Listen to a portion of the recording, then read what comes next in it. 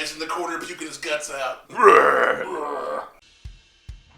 Welcome to the Backlot 605 podcast. I am one of your hosts. I am Casey Kelderman. I'm Brian Mensing. And today, we are joined on the South Dakota's number one, I don't know what I'm saying, the number one South Dakota movie podcast. We like to say it is because this is one of the reasons why. Because we can. Because we can, and we get awesome guests like one, the only, Andy from Fat Dude Digs Flicks. It's friendly competition, so I don't take it to heart that you guys have to brag that you're number one. I know I've got like 20 people that listen to the show, but I love coming here and doing this show. Like, I love that you guys are here, first off. And we love having him on. Like, it just makes me super happy. I'm like, oh my God, there are more people like me. I think this is a perfect episode for him to be on because it's a friendly rivalry. Right. Just like the stuff we're going to talk about today. Fast and the Furious. It's all about the family. And deep down, we're all family. We're all family. It's all about the family. I was like, are you the Dominic? Am I Vin Diesel? You're Paul Walker? I'm the Paul Walker. Cool, and he's the Rock. Yes. we have settled it. Well, better than be like he's like the Letty or something. He can be whoever he wants to be. That's right. If he wants to be the Han, he can be the Han. Ooh, I am really cool. You are. Do you like to eat snacks? I love snacks. I've never seen anyone eat snacks cooler than him. We'll get to that. Yeah, that's a good point. We better bring that up because I bring it up. I will still bring up where that all comes from too. Yes, Brian, this is your topic. This is all me. I think we've kind of been doing, unfortunately, maybe not for me, but we've been doing a lot of topics that I've kind of been choosing or have more like stakes in. Right. This is yours. Oh yeah, totally. This is Brian's bread and butter. This is his number one thing. This is his go-to. Well, at least for, modern day franchises. I think it's going to be super fun to kind of watch you take the driver's seat on this one. See, I like that one. I'm not even a dad, and I like dad jokes. Let's do this. Everybody loves dad jokes these days. So should we get this thing started? Yeah. Should we put it in drive and? We are going to be full of Fast and Furious puns right now, aren't we? Ignition. Guys, we're going to take this a quarter mile at a time, starting off with the box office. I'm going to fucking stab you with this goddamn fake knife. Racing to the number one spot is The Lion King. This is the best. This is the best day ever. Oh, Lion King, number one, $76 million. It had to hit the brakes a little bit for last weekend. Okay, I'll stop with the puns. I was going to say hit the brakes. This fucker hit a wall. At $76 million. Yeah, but that's still really good.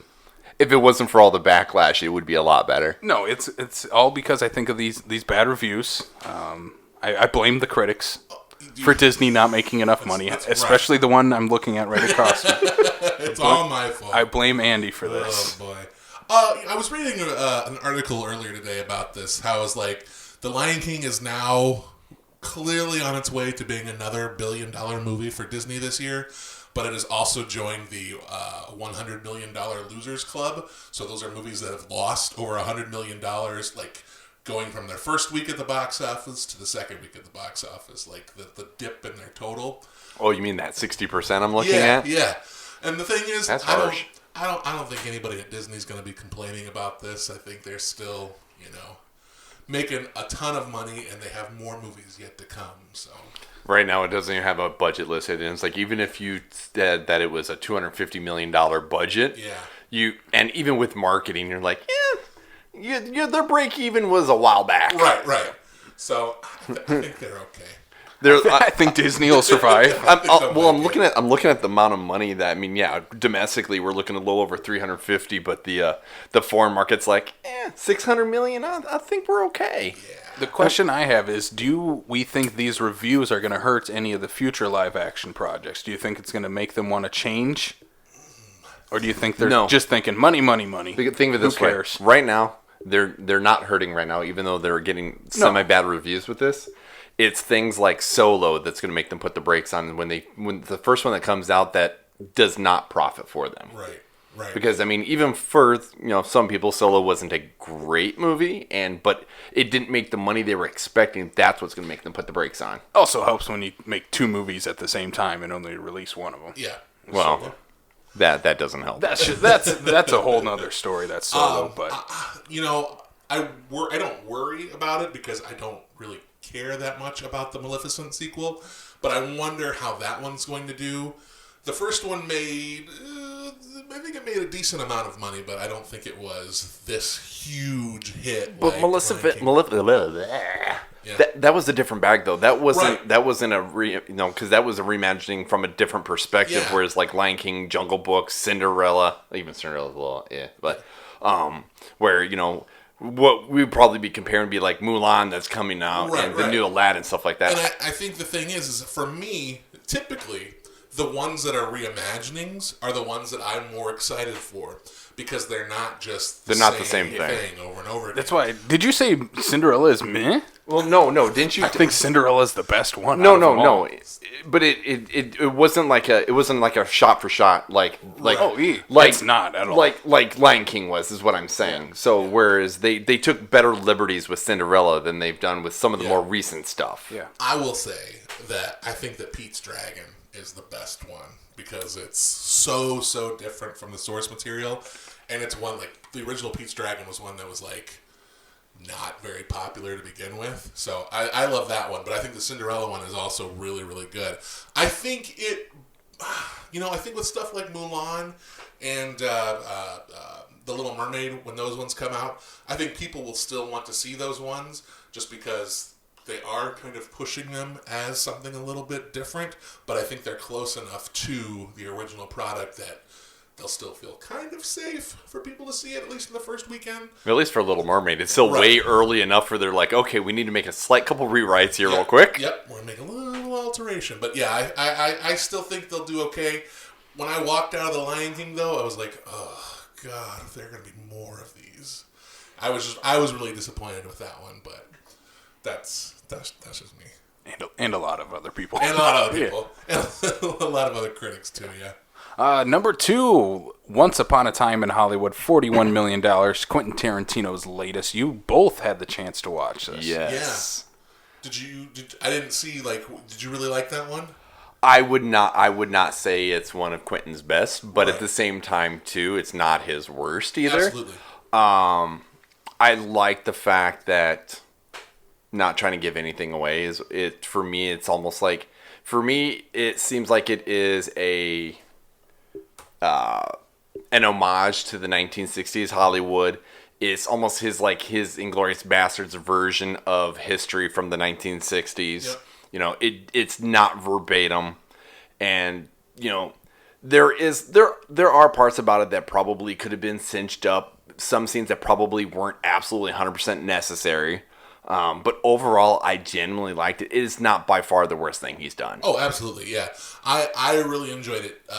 I agree with you. It's not his best, but I don't think it's anywhere. I don't think it's anywhere near his worst. But for me, I've at least liked all of his films. There hasn't been one that I've ever been like, I hate this movie. Do you have one that you hate? No. For me, Tarantino is on the same respect of there's certain directors where it's like I like the material just in general, and I have a problem just saying I hate one specific movie. Right. One thing I would certainly want to, I'm curious and I really want to ask him is, did you see what Andrew Kent put up on Facebook in regards to this? Absolutely loved it and put it on lines with Jackie Brown. Wow. So I want to know his perspective on this. Yeah, it'd be fun to hear someone who really loved it, because I did. I liked it. I had a good time. I was never bored, and I can understand, why some people might have been, but for me, I think because it was such a focus on those two characters, especially the DiCaprio and Pitt characters, and their friendship, I was on board. I thought it was long, but it kept a good pace. It didn't feel like it was losing steam in a few places and whatnot. Just like I said, it could have been cleaned up a little bit. Right. There's definitely, just looking at this movie, whether as a whole it's not his best, but at the same time too, there better be Oscar names being thrown around with this movie on a few different accounts. Oh yeah. I thought this was a lot of fun. So especially I think it was his highest, Quentin Tarantino's highest box office opening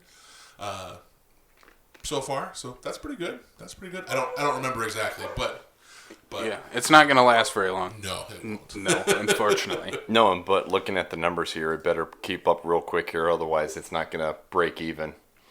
Because it's showing listed as a budget of $90 million and only brought in 41 in the first week. That could be painful. Is that going to hurt anyone, though, in the long run? He's still going to make that 10th movie. Yeah, or 11th. No, I mean, this is less of a bomb than what Death Proof Planet Terror was. Yeah. That's true. The Grindhouse. And for what it seems like, it's not about the money. It's about what he wants to tell anyway. Right. So. Yeah. And he takes. Well, it's what about what he wants to take, but the people who are putting the $90 million up want to be able to get their money back. Well, how much of that do you think goes to the people who are in the movie? Oh, no, there's no probably there's no disagreement there. a big part of it. Like 40% of that's probably Pitt and DiCaprio. Yeah. All right, number 3, Spider-Man: Far From Home, $12 million. Number 4, Toy Story 4, $10 million, and then Crawl comes in number 5, $4 million. Hey, good for Crawl to be in the top 5. It's not a big number, but Still sticking around. that's fun to see it in the top 5. Because everybody else is like, I'm not going to go see Lion King. What else is at the theater? Let me see that alligator movie. I actually want to do that. I'm like, I don't want to see Lion King. I'm like, I want to see the alligator movie. Yeah. Yeah. You're like, there's real life looking animals in the theater. Which one do I want to go see? Not that one. I want to see the rubber looking alligator. Yes. All right, are we ready to move on to the news? Yeah. Let's do it. Glad there's not a lot going on. There isn't a whole lot going on, but the stuff that did come out, we do need to talk about. The first thing I want to start off with is we have a first image from a new A24 movie called Uncut Gems. But the reason I bring it up, because Adam Sandler is in an A24 movie. Where did this come from? A24. Well, obviously. You gotta stop asking dumb questions. I think It's his first non-Netflix movie in forever. His contract was up. That we get a still from the film. Before there's a trailer, before there's a poster, before anything, it's a still of Adam Sandler. And I think they're really trying to capitalize on the fact that, hey, guess what? We've got this comedian, this guy who's known for, us being a Saturday Jack and Night Jill. comedian. That's right. In our Oh my God, are you trying to make me classy puke in my A24 mouth? movie. That's why I'm saying look at how different it is. The guy from Jack and Jill. Yeah. Like, But, I mean, he did Punch Drunk Love, and that's a really good movie. Rain Over over Me was one that I really liked when I first saw it. Over multiple times, it kind of faded a little bit, but I thought he was very good in it. Oh, he's great in it. And then he was in, I think, the Meyerowitz Chronicles on which was a Netflix movie a couple years ago, which was another really subdued performance for him. So I think this one will be fun. I like the Safdie brothers. They did Good Time with Robert Pattinson a couple of years ago, and that movie was awesome. So it'll be fun to see what they do with. I just like the fact that because Adam Sandler is a good dramatic actor, and I wish he would do more of it. And this is where I'm, even not even knowing half about this movie, A24 or not, I'm intrigued by this because I'd like to see. I mean, even for some of the funny parts of it, that's one thing I liked about The Cobbler. It was a lot more just subdued, just a good movie. I think that's what he needs right now. Yes, just he a good movie some first kind and of foremost. career resurgence, doing something. He needs his own Keanu-sance. He does. We need the Sandler sans. Renaissance. Yes. I'm a big Sandler fan. This is the guy I grew up on. This was Billy Madison, Happy Gilmore. Get out of here, Brian. God.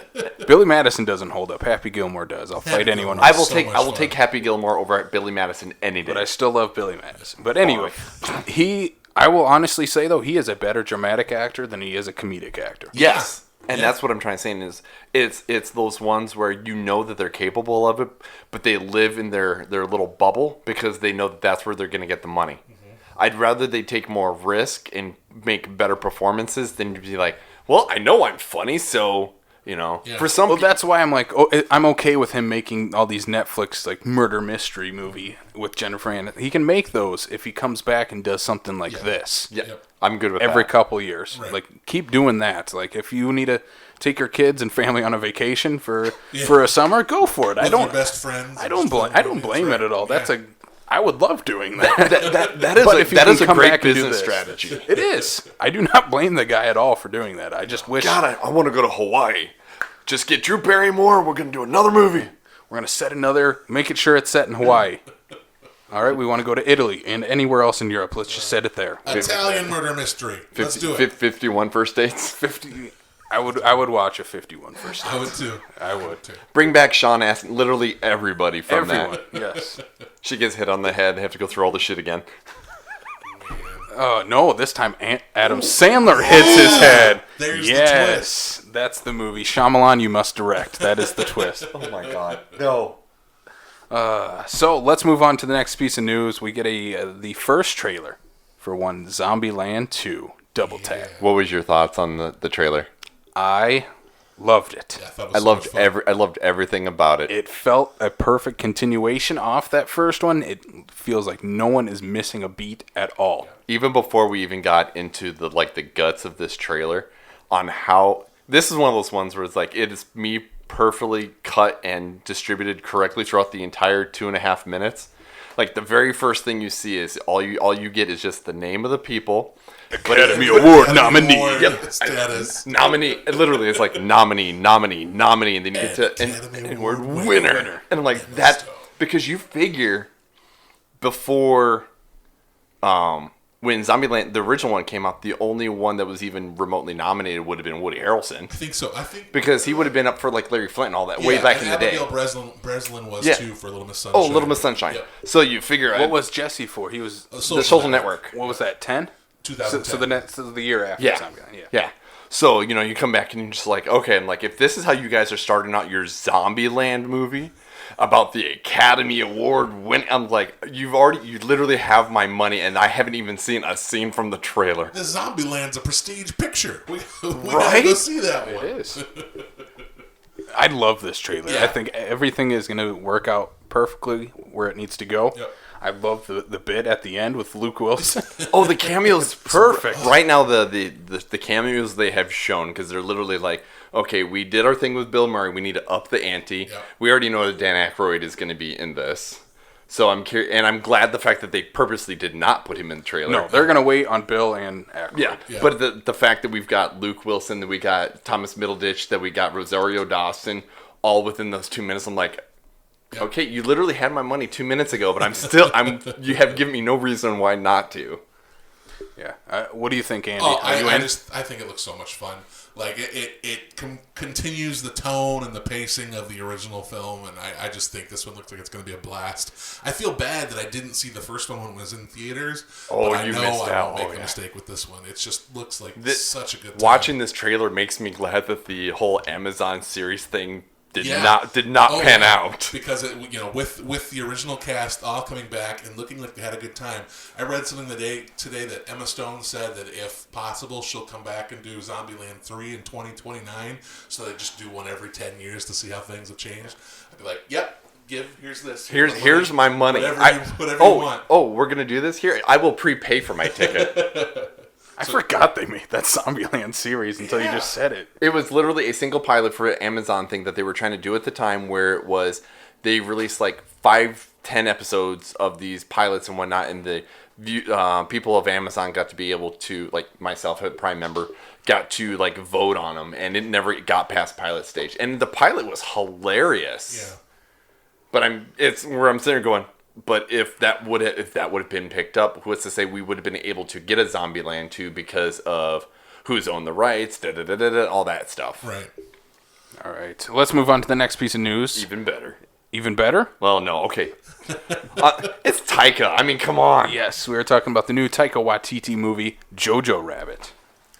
I love the fact that we have this. We've got Taika playing Hitler. It looks so delightful. Like this movie looks like a movie about Hitler looks so delightful. Andy, did you see do you follow him on Twitter at all or anything like that? Yeah, okay. I sure do. Did you see the retweet of the Hitler meme that they redubbed with it whatnot? Oh, from Downfall. Yeah. Yeah, where he's, at the end it's like, this meme is over 10 years old. Yeah, I thought that was really great. It's like a Polynesian Jews playing Hitler. Just get that guy from Thor Ragnarok. And the guy's just like, oh, shit. Anyone who follows Taika Waititi on Twitter, leave the room. Yeah, I thought that was a lot of fun. I also like that there's a circulating of the clip of like what research they're asking him, asking Taika Waititi, what research did you do in order to play Hitler? And he's like, none, because he's a fucker. And I'm like, yeah, here's my wallet, like whatever you want. I don't care, Taika, you have my money. It was fun to watch this trailer in front of Once Upon a Time in Hollywood. Yes.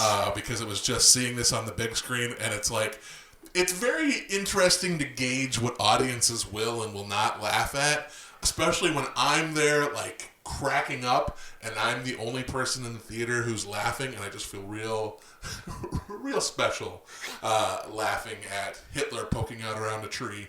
It's like, he looks like a cartoon character. Oh, yeah. After seeing something like this, if they ever got around to doing something grindhousey again, I want Taika either do the feature. If he's not doing the feature, he needs to have some sort of trailer in there. Yep. This one looks like so much fun. I'm super on board for this. I've been looking forward to it, and now that we have a trailer to kind of show exactly what he's going for. Your imaginary friend is Adolf Hitler. Okay. Like, what? I don't know what else you can say about this trailer. Like, if you haven't watched it, go watch it. Please do. Like, it's great. Like, you could have just released a still image, I think, of Taika as Hitler. Yeah. And I think that would have sold tickets. Oh, I even love when he's up against the tree and he's just like, arms up in his air, like, people call you names. I mean, they didn't really like me. All right, let's move on to the last piece of news we got going on here. I just wanted to throw this one in there because we had a short news week. Andy Serkis is in talks to direct Venom 2. I don't know how I feel about this. Okay, let's start off with this. How do you feel about the first Venom movie? It was better than I expected it to be, but it's not great. I'm glad I did not go see that in the theater. I did, and I wanted to leave. That's what I'm saying. Yeah, this was one that for me I just didn't like at all. I will admit that it got better once the character of Venom entered the story, but it still wasn't enough to really me to like it. So I'm kind of in the I don't care camp on this one. I like Andy Serkis a lot. I think he's super talented as a motion capture actor, as an actor in general. I think he's directed Breathe with Andrew Garfield, but I can't think of anything else that he's directed. He did the Mowgli Netflix movie. Oh yeah. Which was better than the Disney Jungle Book. Yeah, it was the effects weren't great, but I thought the movie had the effects had a were better story. well, at least from what I saw, because I never got around to watching it. But the what threw me off a little bit about Mowgli was the fact that they used the mocap for the animals. Which is funny because I think more people would have liked Lion King better if they would have gone the Andy Serkis way. Yeah. But at the same time too, like when I watched in the previews, like some of those animals just did not look right because of that. Yeah.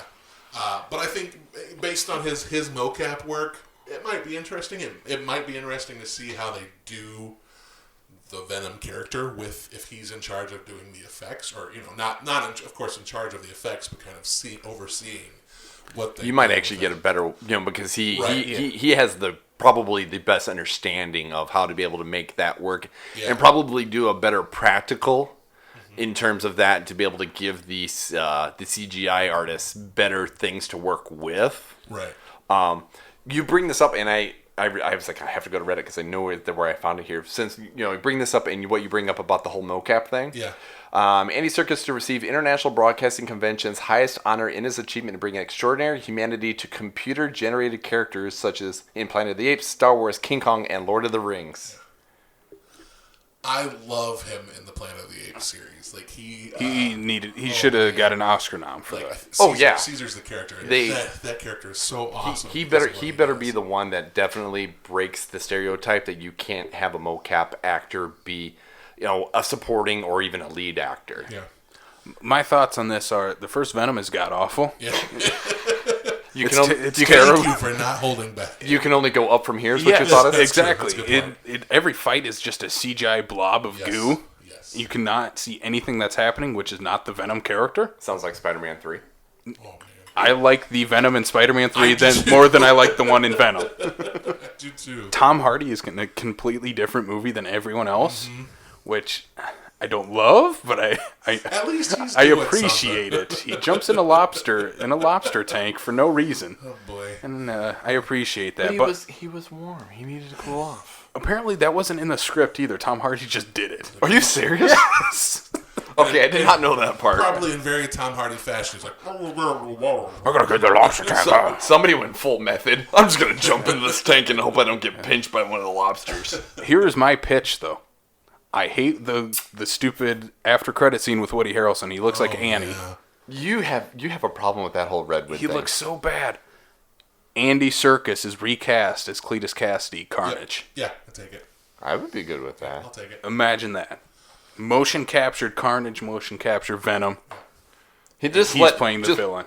Fuck that, just have him play both of them. He can Yeah. mocap both. I don't care. I'm going to direct the movie, but I'm going to be the only person involved. So by the time we get done, you're going to have your supporting actors and your writer, director, producer. Tom Hardy can voice Venom. That's it. There you go. If they go that route, I would be in. I have no idea where they're going. I'm assuming they're going with the Carnage story. But I don't want the Woody Harrelson No. version. It was silly. It was really silly. And since you did bring up he worked with Andrew Garfield, let's connect it to those movies. Oh, I would scream like a little girl in the theater if they did. If they went to Andrew Garfield's Spider-Man instead of Tom Holland. You know Pascal's not going to have that happen. I don't care. Make it happen. Make it happen, Sony. Because she's like, because you've heard her about, granted she's only tied to Spider-Man, but she's going to be like, bitch, this shit's still connected to the MCU. I don't care what Feige says. But then they could be cashing off 2 Spider-Mans at the same time. Yeah. Waste the money. This is in the multiverse. Let's keep it there. The multiverse is open, Brian. We'll make it happen. Shut up. We won't know that until And Doctor Andrew Strange. Garfield's a better Spider-Man anyway. Then Holland? Whoa. Yeah, fighting Oh, words. no. Fighting words, internet. Bring it This on. is ridiculous. Bring God, it on. This is why we don't give you nice Far things. From Home definitely soured my taste for the Spider-Man. Man. Know what else is not going to sour my taste? Fast and the Furious. Fast, do a furious. It's a song. I know It is. It's from Too Fast, Too Furious. Oh, God. Yes, it is. Andy's favorite I one. will stop singing it now. You're doing that. I was like, yes, I know it's from Fast and Furious. I have a playlist on my phone. Oh, by the way, I have all 8 soundtracks on my phone. Yeah. Well, Uber fan. I take that back. Technically 9, because the first movie had 2 soundtracks. Oh no. Wow. Was the second soundtrack something like More Fast? Yes, more Fast. Yeah. Yeah. Yep. Because that had the first soundtrack was all like Ja Rule produced, and then the second one had a lot of the missing rock songs and had a few segments from BT's score. And I'm a huge BT fan, and so I'm like, well, fuck yeah, I need to have that. Murder! That's my jaw rule. That's all I got. Let's start this. I'm ready. Can I give a little piece of, I'm going to let you run this. This is your thing. Okay. You're going. So for the sake of Ja Rule, since you bring him up, Ja Rule, if memory serves me correctly in terms of the numbers and whatnot, he got paid like $500,000 for his small little bit role in the original one, right? Mm-hmm. But at the time, too, he's starting to pick up steam and with his whole Murder Inc. and his whole rap career, whatever, right? Yeah. Turns down Too Fast, Too Furious when it is offered to him at like $2 or $3 million. Like he was going to make bank compared to the first one. Wow. Turns it down, so that's when Ludacris comes in, and even like times later, obviously long before John Singleton passed away, him and Ja Rule were talking, and Ja Rule's like, "Yeah, I fucked up. Yep, I made a mistake. Yep, that's a big oops." Yeah, because I mean, you look at when's the last time Ludacris released an album? That's right, he doesn't care. Yeah. Yeah. I got my Fast and Furious money. Just before we get started, I just want to talk about my history with Fast and the Furious, because I think for me this wasn't a franchise that I was not into right away. Like I remember the first one came out and I was like, ugh, and then it came out on DVD and I saw it because I worked at a video store and I watched it and I was like, oh, okay. And then the second one came out, same thing except a little less. Like I was like, oh. And then I didn't even see 3. And then 4 came out, Fast Fast and Furious. Yep. Right? Yes. Yep.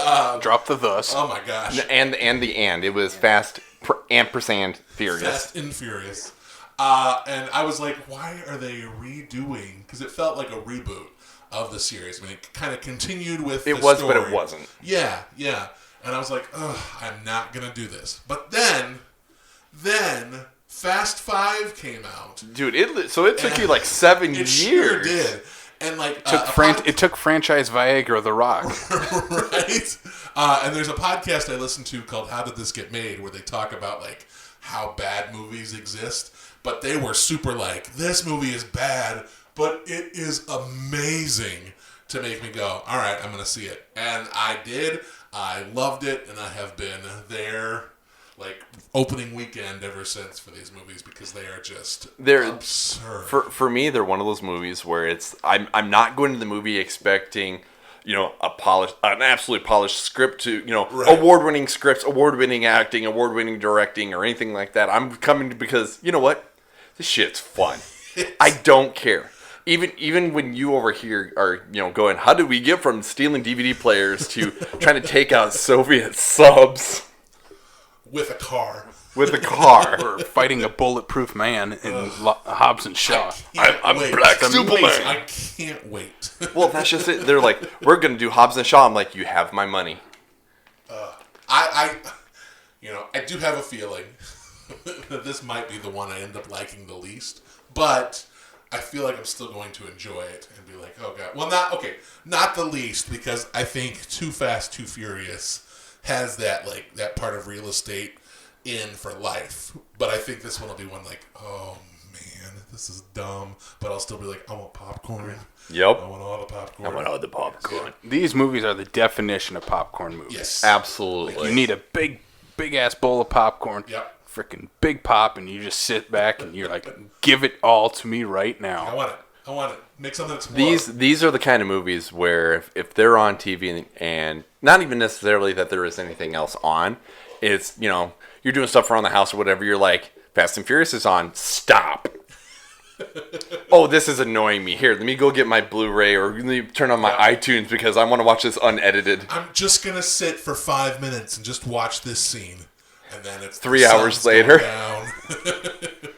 All right, so the first one, Yes. The Fast and the Furious. And the Furious. The one that started it all. The 2001 Rob Cohen. This movie, I grew up on this movie. Yeah. Like, I was 01, I was 7, 8 years old when I first watched this. I had all the freaking toys. I don't know why my parents are like, we are watching Fast and the Furious. You're going to have all the toys from it. Were there, like, action figures for this thing? Yeah. Wow. They were, like, the cars were about... Probably 164, probably. Yeah. That size, and then they came, like, I had the green car from Paul Walker. Man. It came with Paul Walker's figure. Wow. I had the black... The fact that he called it the green car and not the Mitsubishi Eclipse tells me he doesn't know what the fuck he does. I would have called it the green car. I don't know my cars at all. The black car that they used to steal those DVD players came with a little Letty. That was a Honda Civic. I don't care. Okay. These movies, like, everybody talks about, they're about the cars. I'm like, I don't give two fucks about the cars. I care about blowing shit up and fast racing. Like, that's it. Oh, that car goes fast. Yeah. Cool. Can I ask a stupid question? Because, again, me being the nerd for this that I am here, we're on 8 movies. We have one of them that's obviously directed by multiple movies by the same director. Can you name the directors without looking them up? No. God damn, you suck. Rob Cohen did the first one. Yes. Did John Singleton do the second one? Yes. Tokyo Drift. Justin Lin? Oh, yeah, Justin Lin. Yes. And then he ended up doing 4? Keep going. 5. Keep going. 6. Yeah. 7 was James F. Wan. Gary Gray? No, James Wan. Yep. James Wan. And then 8 was F. Gary yes. Gray. Correct. Oh, the fact that you even were a little struggling there. I'm sort of going, it's not that... Well, I just had there's to not that remember. many. But, I felt good that I knew who they were. And then on top of it, too, 9 and 10 bring back Justin Lin to finish everything off. Oh, good. Who's doing Hobbs and Shaw? Who is doing Hobbs and Shaw? Oh, I know. I Come feel on, stumped Brian, him. you should know this. You are named after a character from the movie, Brian. God damn it. Anyway, No, while it we're wasn't. looking it up, let's start with this first movie. Basically, what we're going to do, instead of talking about like the good, the bad, whatever, we're just going to stick with the good. We're going to talk about our favorite moments. Andy, do you want to kick it off? Do you have a favorite moment from this first one? Actually. So I compiled a list of my top 5 favorite scenes and then made a list of alternates. And a scene from this movie actually made my top 5. In my number 4 spot, I have the first race between Brian and Dom. I think for me, this is a really good summation of how these movies started. It is just high octane. High octane. God. Just balls to the wall, crazy racing. And it's just absurd as it gets to the end. Because that's when Brian turns the NOS on. And it just goes into this weird, like, hyperspace kind of, like, the background blurs. You almost expect his mouth to go. No. When the first thing I thought was, he's gone to plaid. It's like it's a grounded version of 2001: A Space Odyssey with all these lights blurring by. It's like, You are probably the first person to ever compare the Fast and the Furious like, to Fast and the Furious 2001. is basically It's our modern version of testosterone-fueled version of 2001: A Space Odyssey. I like that race, and I like how it really kind of sets up the characters and sets up their relationship, too, because the race bleeds into the getaway, where, Brian goes back and helps Dom get away from everything, and that's it. That just sets everything in motion, and I think that's a really fun scene. So, the first race between those two guys, my number 4. That is my number 1. Nice. That is my favorite scene in all these movies. It sets up the characters that we know from this point on. They're the same person all the way through and through. My favorite line is delivered here. It's like, I almost had you, man. That's right. You never had me. You never had your car.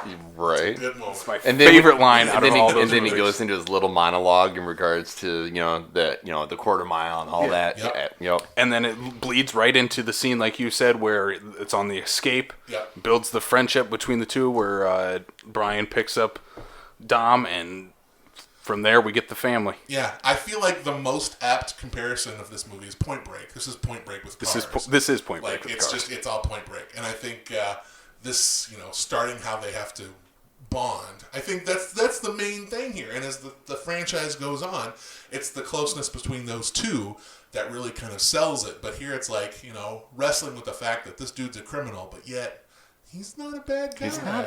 Just because you're a bad guy, don't mean you're a bad guy. He's got family. That's right, family. Is this series, first of all, the greatest rip-off series of all time? Rip-off of... Point Break. Point Break. It's the exact same movie. No, I think Point Break is a rip-off of Point Break. The remake? Yeah. Oh, we don't talk about that one. Side note, just because we keep talking about it for the last 3 weeks, I sat down and rewatched that. Point Break, the greatest movie ever made. I don't know. What did you think of the greatest movie ever made? It was weird rewatching that and looking at the surfer version of Patrick Swayze and this fucking goatee shit's gotta go. He's majestic in that movie, Brian. I Do almost not thought deny you were it. going to say it was weird to sit back and watch the surfer version of Fast and the Furious. No, hold on, flip it. We're not the ex-presidents. All right, Brian, got a favorite moment from the first one? I'd say one of them is probably Race Wars. Just overall, the big interaction between Tran and Dominic, and who's blaming who for all the bad shit going down. Jesse's a dumbass and decides he's going to put up his car, his Volkswagen, against Tran's S2000. A character killed off way too early. Yeah. I do wish that had they realized exactly how far this franchise would have gone, that they would not have killed Jesse off. Bring him back. You can bring him back. Yeah. Oh, They yeah. brought back Letty. Do it. Yeah. Bring back Jesse for 9 and 10. Figure it out. But see... Zombie. Yeah, no! Android. It's enough that we talk about going to space, and even the writers we can go to space. What if he's That's what I was already about in to say. space? Yeah. He's a cyborg. We watched him be shot. We watched him die. Let Jesse die. His physical human body is dead, but his mind could still be alive, up in space in an android. We can go the Solo route. His brain is powering Dom's car. Oh my God! I was about to say it needs to be in a car. Have you guys noticed that there is one singular character from the original that is never shown dead, that never came back? No. Yes, because literally everybody else has come back with the exception of one from Dom's team. And it actually plays out. Oh, yeah. I know who I have no idea what his name is. I can picture him now. I don't know. Lance. Johnny Strong. Oh. He has the bro tank on the entire time. Yeah. The not buff one. Because there was... I read an interview with him asking if he would ever come back to reprise his character from this, and it actually works that they don't bring him back because there's the scene with Mia and Brian. Yes, him. When they're in the restaurant, when they're basically poking at Vince here, talking about how did him show up, and they just kind of showed up one day, and he's like, I like the fact that my character doesn't come back because as he kind of came into Dom's family, he just kind of faded away into the sunset and never to be seen again. Yeah. Nah, bring them all back. Bring them all back. He won't be back. That's a good way to kind of, explain away the fact that they didn't offer a contract to come back and do the movies. Well, I don't know if it was even necessarily that. Yeah. Because you figure also, too, by the time they even brought this all back, he's probably since moved on because... Right. They obviously went the way they did with Too Fast and with Tokyo Drift. By that time, he's a lot like, you know what, I'm done. I don't need the paycheck. Yeah. I don't need the $1 million paycheck. By the way, Hobbs and Shaw, David Leitch. Oh, that's right. Deadpool, Atomic Blonde. Yes. I have another favorite moment from this movie. It's the final race between the two. After Dom figures out what's going on, he's telling Paul Walker's character Brian about from here to the tracks. It's a quarter mile. Yes. I used to race it back in high school with the train. Yep. That is such a great scene, great shot. Yeah. With them when they finally get past. That's the best thing about these. At least the first few before they get into the more CGI. Yeah. Is the practical effects. They all look great. Yeah. Every race looks amazing. So I had you figured this 2001, I had a gentleman that I worked with at the time. As far as I know, he still owns it, whatever. Had a 1970, bright orange 1970 Ford Torino. And he's like, I absolutely hate that movie. Why? They destroyed the Charger and they left the import just fine. Yeah, that sounds right. But it unfortunately, it's almost like him ramping the semi at that point, and basically, his world has literally come crashing down, and I think that was a very good moment for him to realize, it's not, everything isn't what I thought it was, and I need to just kind of cool my jets and kind of bring it down, and Brian giving him the opportunity just to kind of like go. So I think it was a great ending for that movie. All right. Any other final thoughts on this last bit of the first one? It was one that when I first saw it, like I said, it was kind of like meh. But as time has gone, as you rewatch it, and I've kind of reappreciated the franchise, I like this one a lot more. Yeah. I think I do like how Mia likes to poke at Vince when when he's starting to realize that she's got a thing for Brian. Like, where's that restaurant you want to take me to? Yeah, that's where Brian's going to take me. No, there is good banter between all these characters. I think that works really well. Buster got me home. You can have any drink you want here, as long as it's a Corona. And he takes Vince's Corona and gives it to him. And I love Paul Walker has a great scene where he takes he wipes it clean and just takes a big old swig out of it. I'm like, yes, testosterone. I love it. That is the part where he's like, he needs to, as the undercover cop, he's like, I need to be able to hold my stance, so I need to be able to be like, fuck you, Vince. The secret was he hates Coronas. Yeah. All right, let's move on. Too Fast. Too Furious. This is the part of the conversation that I will sit out.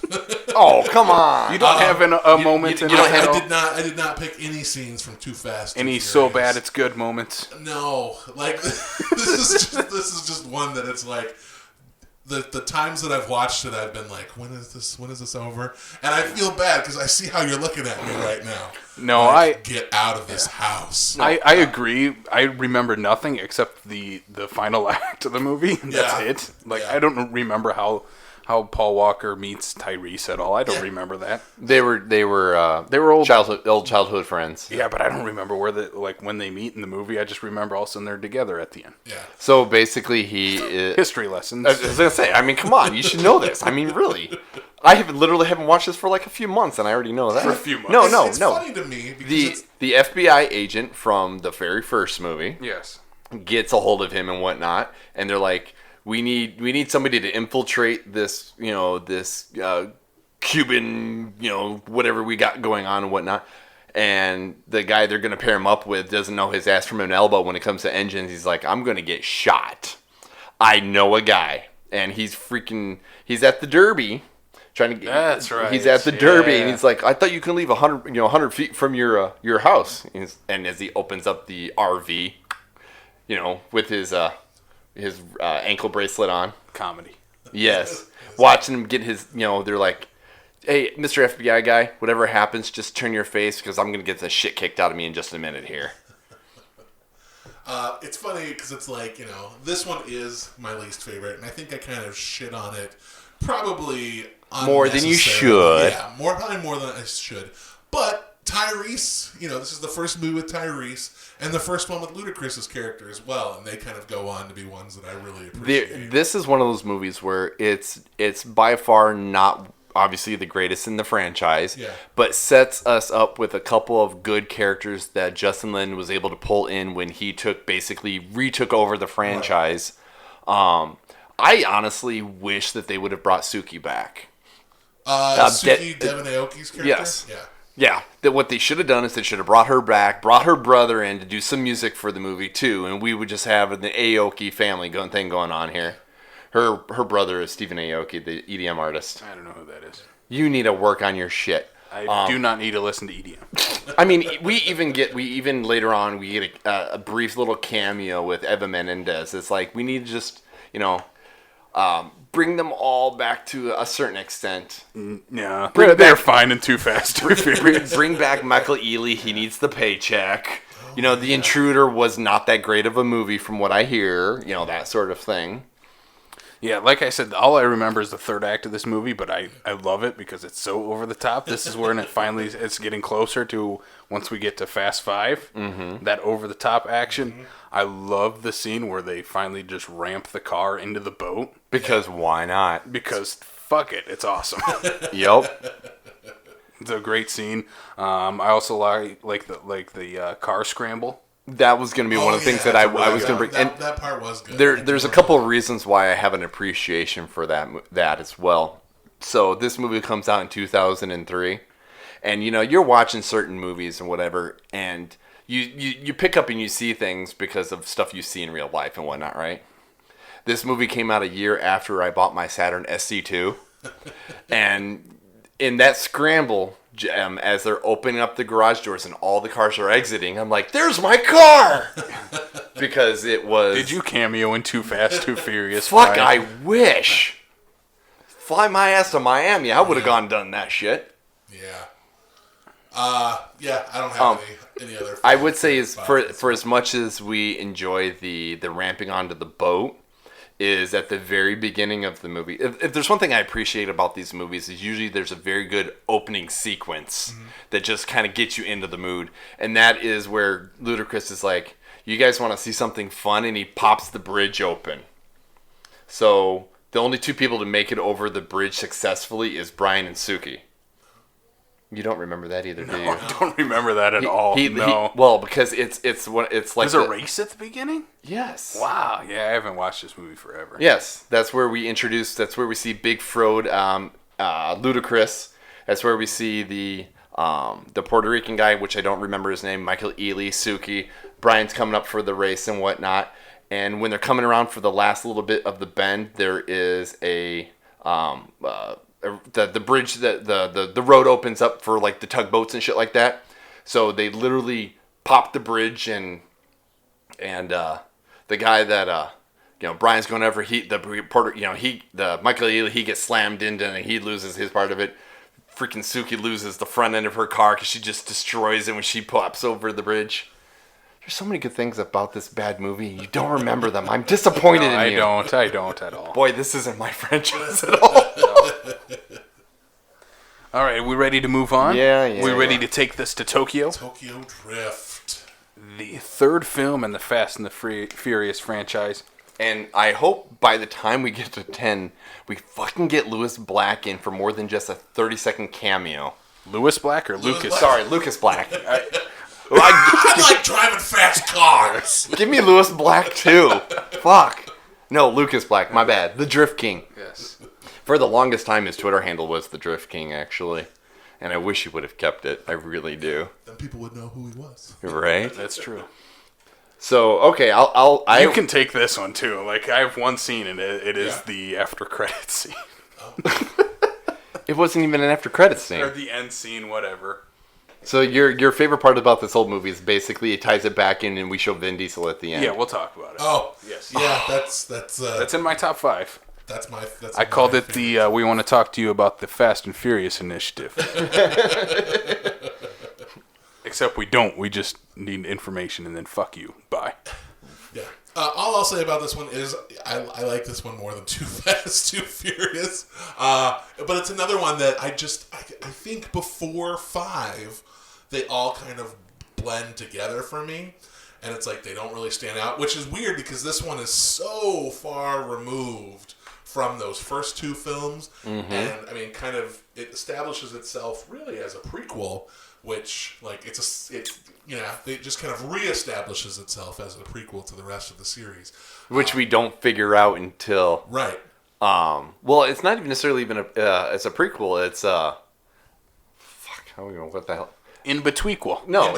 So because you figure out that Tokyo Drift, which is the third in the franchise, takes place after 6. Right.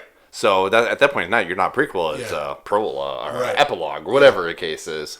Yep. In betweequel. In betweequel. Yes. It is a sequel, though, to Justin Lin's previous film, Better Luck Tomorrow. Thank you for having known that movie, and I am assuming, obviously, have watched it. Yeah. Oh, yeah. Yep. I tell people, anybody who wants to see, an origin story for Han needs to see that movie because, you made reference in regards to the snacking. That is, this particular character is a direct ripoff from Justin's movie, and I appreciate everything about that. Yeah, it's so funny that he kind of was in that Better Luck Tomorrow, which is so far removed from this. I mean, it deals with crime, but there's no cars, there's no driving, and then all of a sudden Justin Lin gets to direct this franchise, and he takes Han from Better Luck Tomorrow, and is like, you know what? I like you. We're gonna put you right here. But here's the part I question to you because he don't know no shit about this here. Out of my wheelhouse. We get 2 people from Better Luck Tomorrow, but only 1 recurring character. Yeah. I mean, what's that to say for the poor kid who played Virgil? Right. Yeah. I just think that was really. I appreciate the fact that he had more than one. I wish. Yeah. I legit kind of wish he would have been able to bring all of those kids back. Right. John Cho even. Yes. Bring them all in and whatnot. But at least, out of all of them, and to me, it's not as far-fetched bringing Han into this franchise because you figure with all the shit they do in Better Luck Tomorrow, he's the kind of person who I see as going, I'm going to get the hell out of town and just happen to be at the right place at the right time and meets Vin. Right. Yep. Like, I'm done. I'm getting out of Dodge. And yes. Yeah. I think that's really cool. This one, it was another one that I didn't see until way after it was released because by that point I'd been like, nope, this franchise is not for me. And after I watched it, I was like, Universal was thinking that a little bit for a while. Right? This got a theatrical release, right? Yes. Yeah. Okay. Yep. For some reason, for the longest time, I thought it was straight to DVD. No. Yeah, and I wonder if it was one that they considered releasing straight to DVD for a while, but then probably because Vin Diesel agreed to do a cameo at the end, they were able to be like, okay. See, and the reason why I don't think that's necessarily the case is this took place really during the height of the mid 2000s when the drift racing was getting absolutely epically big. Yeah. Because I can even tell you that there is Reese. Fucking, I don't remember. Basically, one of the guys that is one of the drift racers, like the stuntman, is a professional drifter. He's an Australian driving an American car in a Japanese sport. Even like two of the grandfathers of drift racing have a cameo in this movie. That's how as much as Justin Lin wanted to be able to be as authentic to this.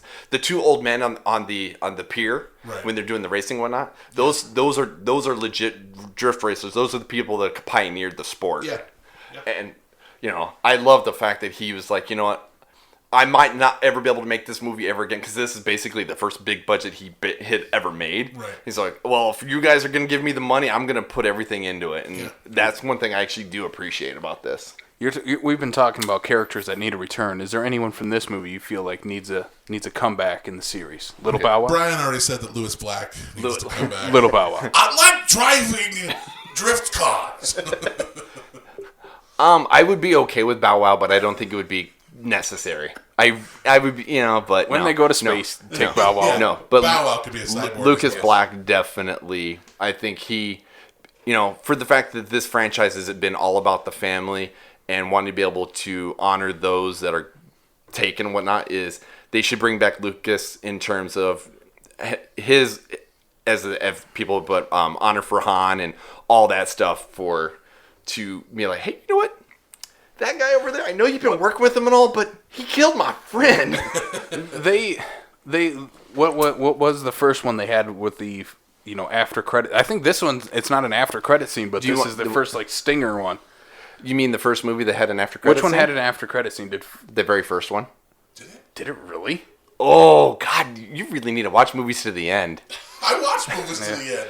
Marvel has trained me. Yeah. The very first one, if you get all the way to the end, it's just a 30, 60-second blurb of Dominic in his old, I think it's like a judge or something like that, and he's down in Baja, Mexico.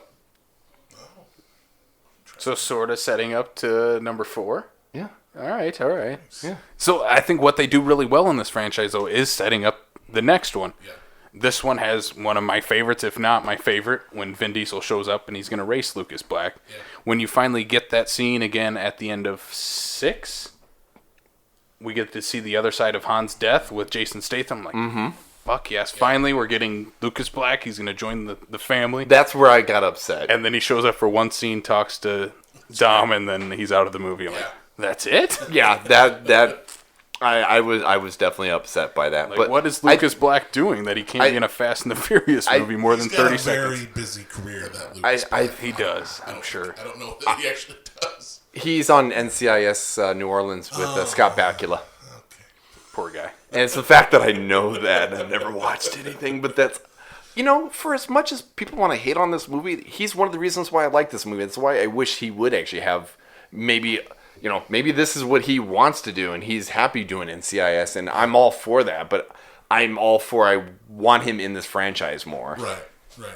No, I think that's all that we're saying right here is we want him back. I will say in terms of scenes for this movie, and as I said before, one of the things these movies are good for is that opening sequence that kind of tries to set the tone.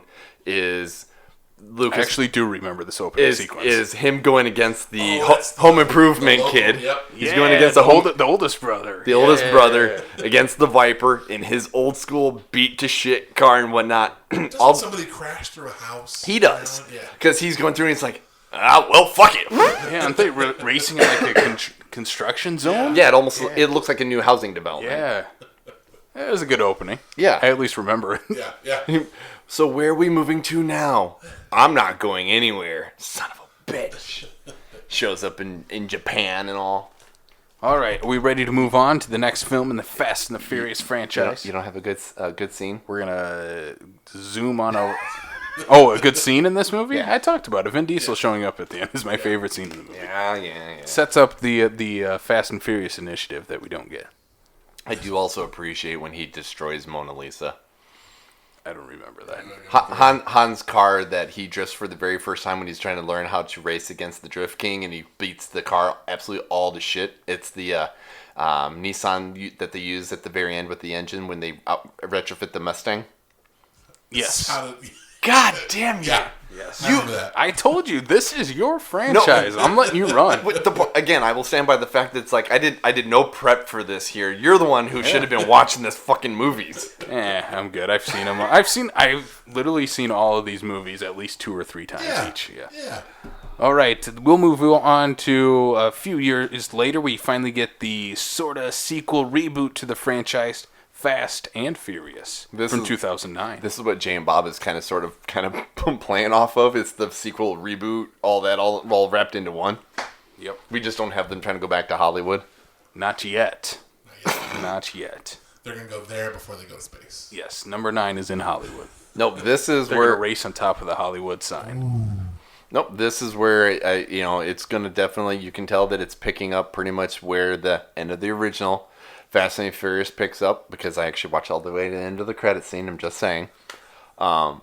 He's giving me shit. He's like, they all blend together. I'm like, no, it's Mexico. No, we know where we're going. They do start blending together for me at this point. No.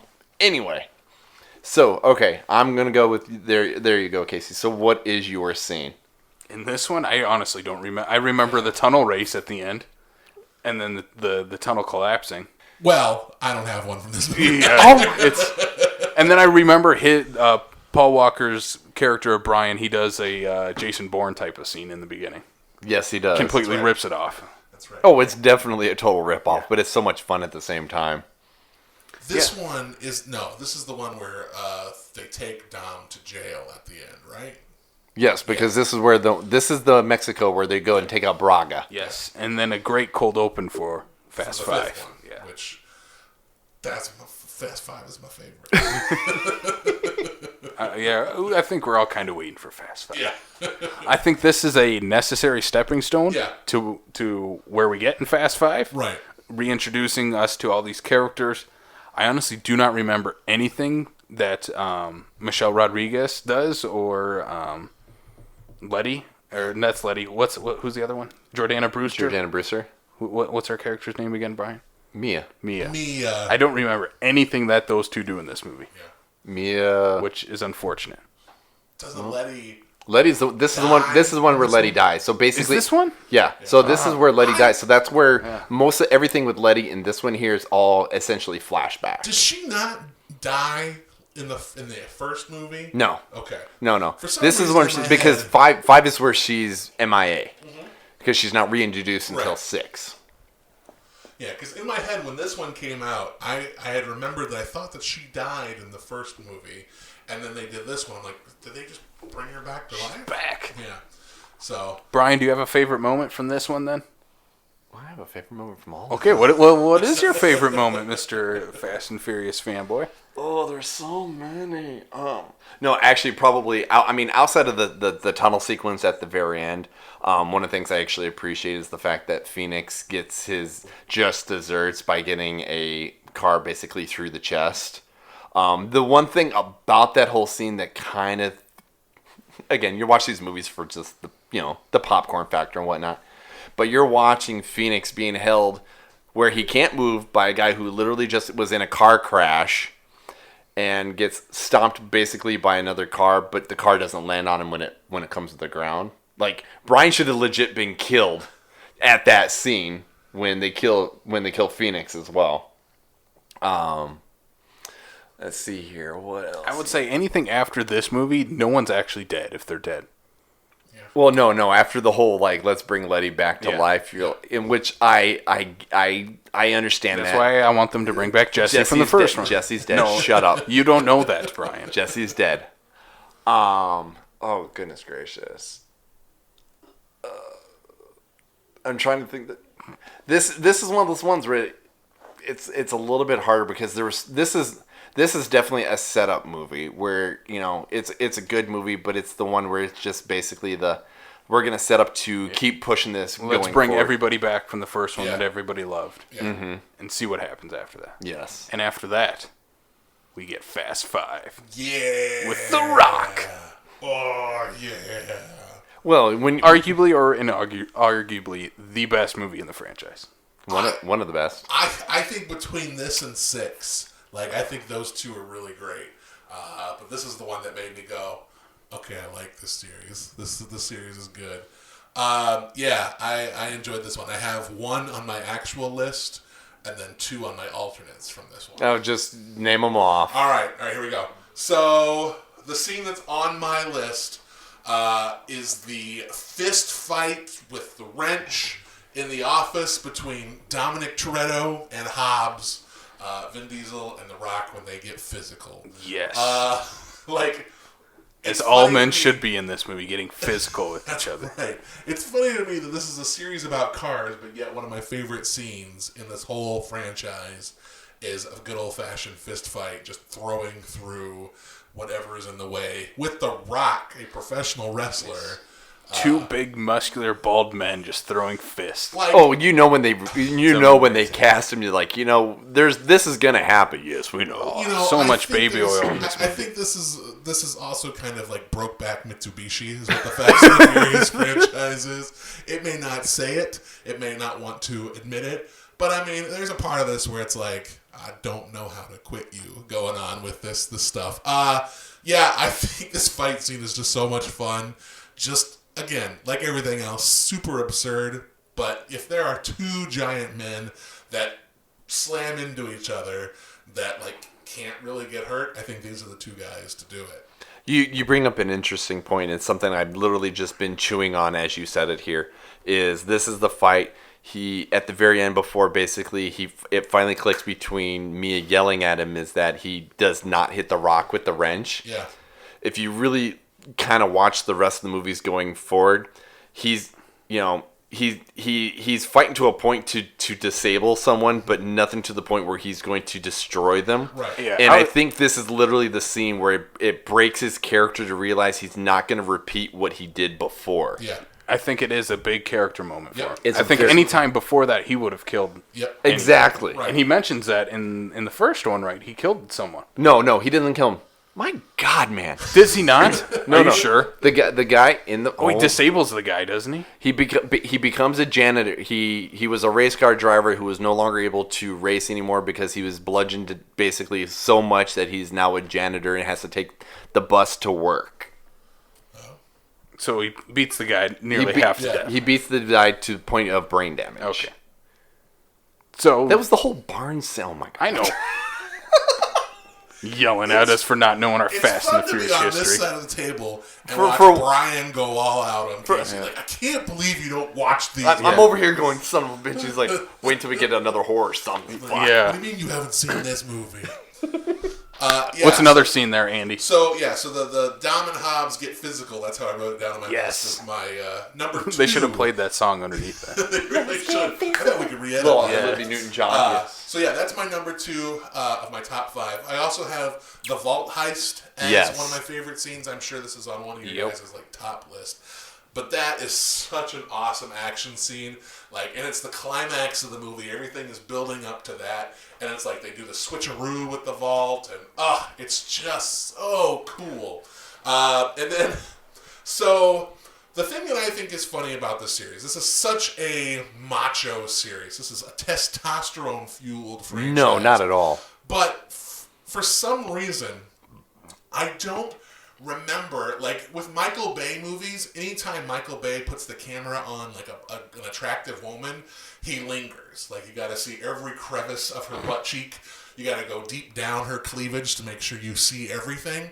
And for this being such a guy series, I know there are moments where they will show shots of attractive women, kind of like long shots, but it doesn't ever feel super like Gross. Yeah, it doesn't make me feel dirty. See, They all remind me of like old arcade racing games where you have the girl walk out between Yeah. like in a bikini or whatever and counts you down. It's like that. Right. If right. if there's one thing that, and you can kind of see this, is that when Justin Lin took it over, he took the things that were reminiscent of the originals and whatnot while giving his own spin, but not having to go overboard with it. And that's one thing I do like about it. And as I think about this, one of the other things to come out of the 4 is that's when we got Gal Gadot. So, that's actually one of the scene I'm just about to talk about. Yes. So anyway, continue. I was gonna say if we got at least one takeaway from the setup movie. So the thing that this is going to be Gal Gadot, where she says, "Never let a man do a woman's job," and she's wearing the dress or like the sarong, and she drops the sarong and walks to the mobster wearing the bikini. There's something like I get it, and I feel like I'm talking about a hot girl in this. But the way that it's filmed, it feels more James Bond than it's just basically. It's like they are sending this woman who they are portraying her as a sex object, but she is going into this to get the necessary information and to do what is needed to help these guys win. The best part I love about that is using her real life training as part of her character arc, because being that she's a legit ex-military in real life, to be able to be like, you know what, we're going to do this my way. And that's one thing I actually like about her style of her character from 4 into 5 is they reintroduce all these characters in 4, and they use 5 to kind of meld them into this is no longer about your DVD players and your TVs, as you like to say there, Casey. Stealing their DVDs, Because probably one of my favorite, granted, everything you've said is the bank vault scene is just absolutely amazing. Like, there's no way in Earth that would actually be able to, that car would not do that. But no, when they are trying to infiltrate the police station with the remote control car, they get Tyrese to come in with the car, and they're like, "Yeah, I'm just really, really tan. Of course, I'm Brian O'Connor."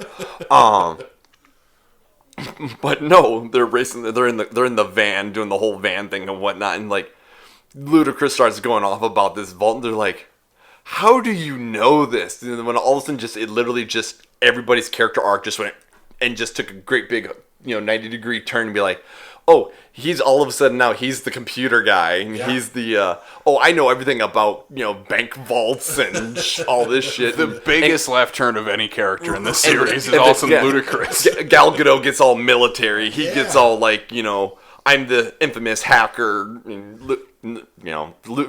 Tyrese is the mouth of course. Right. Yeah, I think it's just it's these characters that really sells this franchise for me more than I love the action sequences and stuff, but it's just how enjoyable the characters are and how they banter with each other that makes it. I was trying desperately to find a moment of just character banter to put on my list, but it's the van. Yeah. Well, between the van, is we get the very, oh my goodness gracious, sober.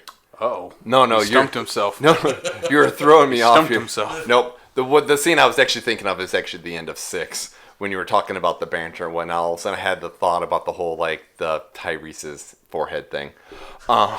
Is that in 6? Yes, that's when they make it back. That's home. The one I was thinking of. Yeah. So. We'll say, are you ready to move on to 6? Let's move on to 6. Yeah. Last thing I want to say about 5. Did you even bring up a scene or you just leave it all to Andy?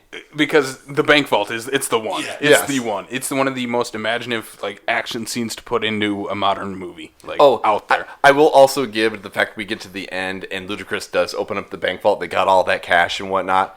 And freaking Leo and Tito are freaking whatever. Don Omar and his buddy there are just... And you see them. What are they going to do with their money, and everything like that? And they both go to Monaco, and they just put their money on. But you never find out about what happened. Right. And then all of a sudden you get into 6, and they're just MIA. We don't know what happened to them. Don Omar's on the soundtrack, but we didn't get him in the movie. All right, let's move on to 6. Do you remember where this one takes place? This one's in England, right? Yeah, this is London. Okay. Yeah. I'm just making sure. Okay, where did 5 take place? 5 was... I have no idea where 5 took place. Rio de Janeiro. Okay. Sure. Yeah, they shoot for continents. Yeah. South America. They literally... Well, I mean, what's one of the biggest things that Rio de Janeiro, for landscape-wise, is known for? That statue. Yes, was one of the first things That's a great you see in chase that movie. scene. That's a great chase scene in that opening. Okay, so anyway, 6. Number 6. Welcome to London. Yes, we are finally introduced into the Shaw family in this. First of all, let's start with there, because this is finally where I think we get an actual villain that you can actually remember who the hell he is. Yeah. Because I don't remember the villain in 4 or 5. Braga. Reyes. They were both South American dudes Like, I don't that know. liked money and had So henchmen. you're telling me over here you don't know that it's Brago / Campos and then Reyes? I mean, come on. But I don't feel like the movies really treated No. those villains with any No. kind of They weight didn't to have it, the too. true on like I'm gonna destroy you villainy like Luke like Luke. They didn't Braga. turn into Bond villains until Yeah. this one. Yeah. We get Luke Evans finally. Do you want to just go ahead and say my favorites for this Go one? for it. Go for it, because he seems to be lacking over here anyway. My number 3 on my I don't have actual one. list, I have the tank chase. It's yet another just absurd, like, what is going on? we need to change the plans. Why? They got a tank. Is that, and I think that's the one too, where, like, is that where Vin Diesel, I know where you're- slams into Letty? He jumps from one side of the road to the other, catches her in midair, and then lands into the windshield, and it is perfectly What okay. is happening? And the better part is that when they get done, did you know that we would land there? No. No, I just went for it. Can I change my favorite scene ever to that one? Like, it is just, That is their literal jumping the shark moment. yeah. Oh, yeah. And it is Jump fabulous. It is fabulous. And then on my alternates, I have the scene in the subway that's mostly Gina Carano versus Letty, but there's a lot of other fighting going on as well. No. Well, okay. For as much as that, there's the Letty and Gina Carano. Yeah. There is Asian dude. You don't remember his name. Wasn't it Joe and he's with, in The Night Comes For Us. Yes, and then with Han and Yeah, and, you know, and they're like, they want to fight, but like, we can't. we just got our asses handed to us. What's his name? Joe Taslin? Yes. Yeah. Yes. Yeah. That's where I like a lot of these ones, at least in terms of the action scenes, everything like that. I think we're definitely well choreographed, very well thought out. Yeah.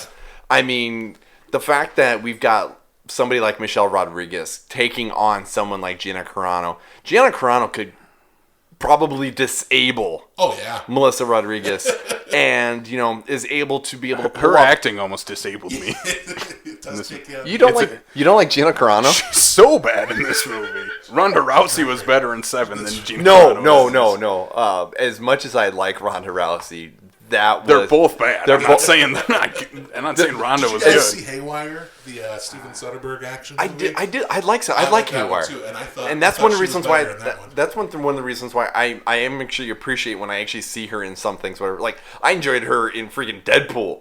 Oh, yeah. Just when I see. Oh, no, I didn't. She was bad in that too. She was bad. It's just a little bit. It's one of those ones. Like if you're going to be able to chance to be in a certain kind of movie and whatnot. No, I don't blame her Yeah. for taking the part. She's No. just not, she needs to go to a few acting lessons. Like, have a director. I do have a moment from this one though. Oh, finally! The never-ending. Oh my God! You're going to go with the 25 mile long runway? Yes, You know, and I love eventually. it. Oh, They yeah. already jumped. They jumped the shark already with him with the tank, and then Vin Diesel catching Letty in midair. Yeah. and bringing her back in this movie. Yep. They've gone full jumping the shark, and it's perfect, and I love it. The never-ending runway of the plane. It just makes for a great action scene. And like, who cares about logic? Don't question. No. the plane. Why wouldn't the plane take off? Well, and here's Take off by now. because even Justin Lin has even gone out and been like, yes, the math nerds are basically trying to, be like, you can't do it that way. There's so much that is going on with this particular scene. Is not to say that you don't have some of the stuff that you're seeing, what looks like is in chronological order, isn't necessarily happening simultaneously. Right. It's like all the shit that's going in here that you're going to see in 5 minutes isn't necessarily not going on what's going on while freaking Tyrese and Ludacris are trying to freaking shoot the wings down. It's like... I like to think it was because I just want to think they're on a real, like the world's longest runway. The longest runway. One of the ones I will give you is kind of going back to Gal Gadot and her militant style of why send a man to do a woman's job is when her and Gina Carano go take out the guy with the harpoon gun. Yeah. And freaking, Han and they're just running. They're just standing up there, and he's like, "So, they're only looking for a couple things." And so Han's like, so that's why you've got all the bling, because you're compensating for other things. That one too has the scene where they're Ludacris and Tyrese are talking, and they accidentally fire the harpoon in front, like in between Diesel and Han when they're talking. Yeah, that was a fun part. What? Yeah, and he's just like, you just get the look, and it's like, here you go. Yeah. 6 is good, and then 6 is also the one with the mid-credits scene where Han dies, going back to Tokyo Drift. Yes. And then we get to meet Jason motherfucking Statham. Deckard Shaw. That was one of those things when I got to the end of it, and I'm like, number one, you just killed off Han, and I'm pissed off at you, and I immediately went, oh, this is going to get good. And then they're like, this is last Justin Lin. I'm like, all right, really, this is how you're going to bookend your quadrilogy of Fast and the Furious movies? Justin, you've made me a little upset right now while trying to help push on to the next phase, if you will. Good choice to follow up fucking Luke Evans. Yeah. Let's move into 7, because 7 has two favorite moments of mine. One at the beginning and one at the end. Yeah, I have... The opening with Jason Statham is fucking awesome. Yep. In the hospital.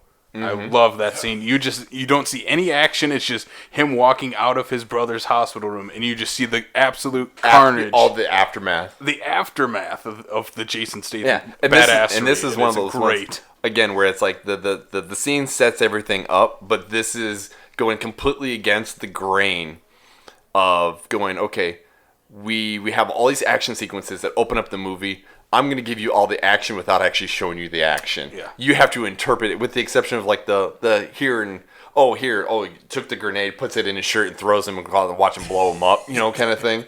But yeah, you just watch all that carnage. You're like, yep, that's the kind of person Jason said. That's what you get for fucking with Statham. Yeah. The first legitimate threat I think this team faces. Mm-hmm. Oh, yeah. Like, that scene sets up that character perfect. He's scary after that. You're like, fuck, what's going to happen now to these guys? He killed Han. Yeah. He destroyed that entire hospital. Ruthless. He is. He destroyed the house. How can he redeem himself after that? He shouldn't be able to. But it's Jason Statham. It's the only reason why. I want to say, because, I alluded to it here, but for 6 is the fact that it was the Rock's improvised line of Tyrese's forehead when he makes Ludacris spit the beer out. Yeah, that was not in the script.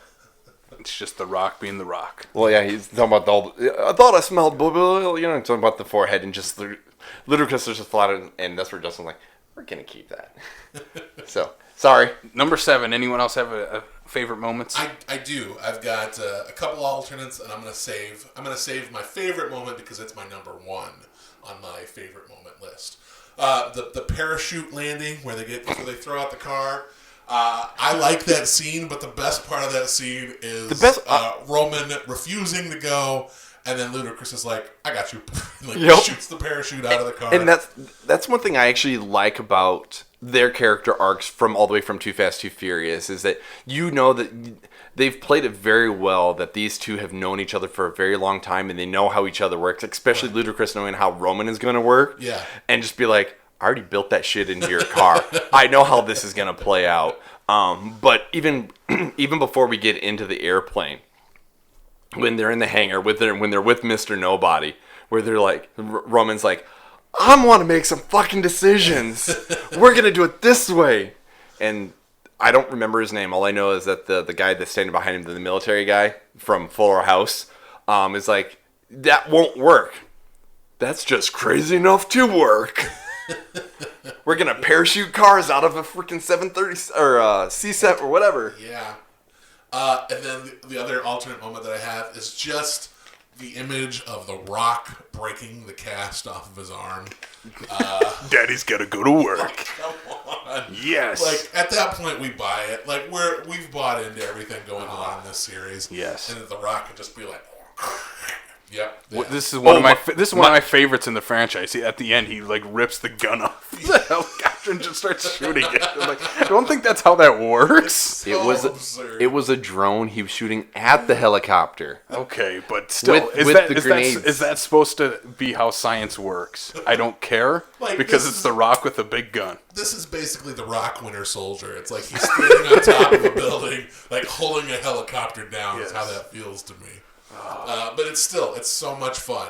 And we'll go ahead. Should I go ahead and do my number one? Keep going for it. I think it's in my top 5 too. This is my number one favorite moment of the entire Fast and the Furious series, which is so different. And it is Brian's last ride. I think you said when we were talking last time that you never would expect a Fast and the Furious movie to bring you to tears. God, I wanted to fucking cry. Had no I knew that they were going to do some kind of a tribute to Paul Walker, but it just how they handled this, brought me to tears in the theater. I was like, oh man, and I'm like, this is stupid Fast and the Furious. Why am I crying? It's stupid Fast and the Furious because they handle it so well. Because it's not just the drive; it's Vin Diesel doing some kind of voiceover talking about, oh, this is my brother, and then you get clips of the whole series, and you realize how much authenticity there is to what he's saying. That it's you guarantee that what he's saying right there is not scripted. Right. I don't picture that anything being written down. That was this is what I'm going to say during this voiceover. Right.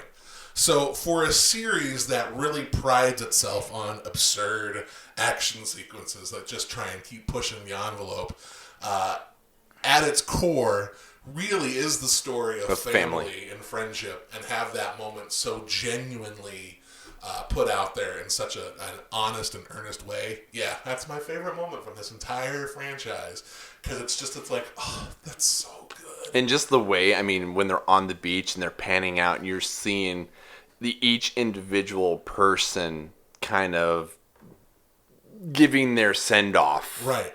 You're sitting there going, God damn it. Yep. Yeah. That final ride, it almost brings you to tears every time you watch it. Yeah. And even it's you obviously know it's a CGI creation of his face, but I think that not really adds to it, but it adds an ambiance to it because it's almost like not really a ghostly figure, but it's like, he's gone. Right. This is what you'll remember him like. Yeah. You're gonna always, every time you drive in a car, you take a look to the left, you're gonna see him there in the car next to you, and he's just gonna give you a little smirk. Yeah. I think that's perfect. No, well, that's to see in how much you were paying attention to that, by the way, because I am that kind of person.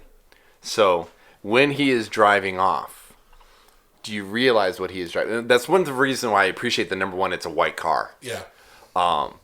That is a Toyota Supra in the same vein of the original Toyota, the orange car from the very first Fast and Furious. Which was the green car before that, right? No, the green car was in a Mitsubishi Eclipse. Jesus Christ. My God. Brokeback Mitsubishi, come on. No. Come on. Know your cars. The orange one was the absolutely destroyed vehicle they rebuilt all the way from scratch. That is the $160,000 Toyota Supra. Okay. Yeah, sure. Bark. That's a dog. It's a dog. He's telling us to move on. Brian, do you have a favorite moment from number 7? Actually, one of the things I actually really appreciate about this one here is the when they're up in trying to get the drive out of the $4 million vehicle up in the top of the tower, and because like you said, they already jumped the shark when they had tanks and shit like that. So now why not take a $4 million car and drive it through 3 skyscrapers? And I mean, because why not? But I mean, when they're bringing in Emmanuel and Ludacris, and they're kind of playing the Bonnie and Clyde version of like hackers, and they're like, well, we're just gonna let Roman shine when Roman needs to shine, and here comes him with the whole birthday thing going on. We got T-Pain in the background while that's all going on. Freaking Michelle Rodriguez is trying to beat the shit out of Ronda Rousey. We know how that's going, just the whole party sequence up at the top of the tower. Yeah, I think that's a lot of fun. It is. It's ridiculous, but it is so much fun. I have one last moment from this one. Yeah. What's that? The final fight between Jason Statham and Vin Diesel. Yep. Oh, on top of the... On top of the parking ramp, yeah. Oh, yeah. And he's dual wielding the Well, and it's almost like it's we're picking up where we left off because of the sequence when they're down in underneath the road, and well, of course we're gonna try to bring a knife to a gunfight kind of stuff, But unfortunately, Mr. Nobody makes his appearance. Everybody freaking here, and I think it was his way of going, all right, I came prepared this time. I'm gonna fuck you up. proof that Vin Diesel is a superhuman. He just stomps on the ground and just destroys the entire thing. First and second, I thought you were gonna be like a superhero. I was like, we already know he's a superhero. He's Groot. Yeah. He's a great big tree. All right, let's move on to our latest film before we get to Hobbs and Shaw, The Fate of the Furious. I love Dom's Gone Dark. For the fact that we have like all these in the movies and stuff like that. I love the kind of play on words because it was F8 for the longest time. How are we going to change this up? Fast and Furious 6, it's Furious 7. The only thing about these name of these movies that kind of irks me is when I'm trying to go through my digital library and they're out of fucking order. That's right, they sure are. It's fucking so frustrating. Be like, where's Fate of the Furious is up over here, and then I gotta get down here, and then where's Seven's way down over here. Come on. The introduction of Charlize Theron as Cypher. What is your thought of her playing a villain for that's not Monster? Yeah. I like that she played the villain, but man, you gotta get that woman behind a car. Like she needs to be behind the wheel of a car and drive it. I get that she's a computer hacker. That's one thing. So and you got people like, hey, if I'm gonna bring somebody in, I'm gonna work with. So this is F. Gary Gray. Yeah. Well, we've already got F. Gary Gray putting her behind the wheel of a car, so he probably wants to do something different. Right. Yeah. Because we had him doing the Italian job. Yep. Yeah. I mean, it's for me just after Mad Max Fury Road. Like, I just want to see Charlize Theron drive all the time. Just give me Charlize I think Theron. She's a good villain, and I think it'll be exciting to see what they do with her from here too. There is the rumor of a Cypher spinoff. Oh, good. So, and I'm okay with it. I've heard a lot of people like, really, blah blah blah blah, because there's also talk about like Michelle Rodriguez doing like the female Expendables kind of stuff because. Within the Fast and the Furious movies, or just like the Expendables? No, in the Fast and Furious. Like there was a whole talk about how you kind of killed off half your group. You have a hear me out. You have a Wonder Woman kind of dead now. Well, yeah, she had to go be Wonder Woman and stuff like that. That's okay. But we didn't see her die, Mister. I can bring back Jessie, so why can't I bring back Wonder Woman? Bring her back. But no, there was when they started talking about Fast 9. There's a lot of back and forth that was going on about Rodriguez and her input on how women are being portrayed in these movies and everything like that. Even though there's a lot of badass moments, that there's talk about her basically there being a spin-off also in regards to Michelle Rodriguez-led version of like more stuff going on in that respect here. And which I would be curious, but that also brought in them talking about Cypher spin-off too, which depending on how... Because all we know is that Fast 9 is filming right now. We don't know if Cypher is a part of it. We don't know if 9 will be a continuation of 8. So, we'll know more. Call it Fast and Furiosa. Boom. Title. Oh, yeah. Do we have a favorite moment from Fate of the Furious? I do. So in my actual list at number 5, so this is all of my list now, Shaw saving the baby from the plane. Yes! I just think it's so funny. Puts the fucking headphones on. And then just shoots people. And like, you're not going to want to see this. Turns the baby around. When he stops and he's like trying to smell the shit and he's trying to figure out if it's the kid or the dead body, he's like, oh no, it's him. We're good. It is. It's just at this point, you guys can do anything in this series. And so it reminded me a lot, to an extent, of the scene in Face Off, where I believe it's Somewhere Over the Rainbow is playing. Yeah. And the kid is standing in the middle and all of this, there's this gun violence going on around it. I thought this one was so much fun. So that's one of my favorite scenes. And also the Hobbs versus Shaw in prison is just, it's that scene from Fast 5 where The Rock and Vin Diesel go against each other. It's just now it's Jason Statham and The Rock just... Well, and it's probably one of those things where, else. like, we know that we're gonna have these guys working together, so we need to get that one last little bit of which the speaker box song, the Bass Nectar that they had for that just played so well into that. Yeah. No, that was definitely one of those ones where you're like, again, it's the how do we kind of start the movie and get the gears running, Right. And that was definitely a good way. And then all of a sudden the door opens up and here's Kurt Russell. You're like, you son of a bitch. Yeah, just it's a good capper on this just absolutely ridiculous franchise that I'm still excited to see where they're going to go from here. Well, I mean, come on. We got Tyrese. We got Roman on the ice of, like, Antarctica with a fucking Lamborghini. It's like, how do you top the tank right. from 6? We're going to go a submarine under the ice, and it pops out and chases a Lamborghini. Yes. Anything can happen. Whatever you want to do, that's why they need to go to space. What it needs to be is it needs to be Ethan Hunt from Mission Impossible versus the gang, or teaming up with the gang from Fast and the Furious, and they all need to go to space at the same time. All of them. One problem with that. Different studios. Oh shit! Now I all of a sudden just lost my train of thought. Son of a bitch. Oh, no. Fast and Furious X is what it needs to be called, by the way. Yeah. The 10th one. Yeah. When they go to space. Right. They're going to space. Oh, I guess we'll see. Brian, I don't think I've ever just blatantly asked you this. Since you are the Fast and the Furious resident fan, what would you think if they did go to space? Everybody wants it to happen, but do you want it to happen? As long as it is done well. I mean, as long as we get everybody's on board. They're not literally trying to jump the shark because they can. I mean, if it works for what is needed to be done in the story, I don't think it's gonna. As much as everybody's talking about, and even the writer's been talking about it. I don't think it's gonna happen. But Right. There's going to be a tease at the end of 10 that they're going to go to space after.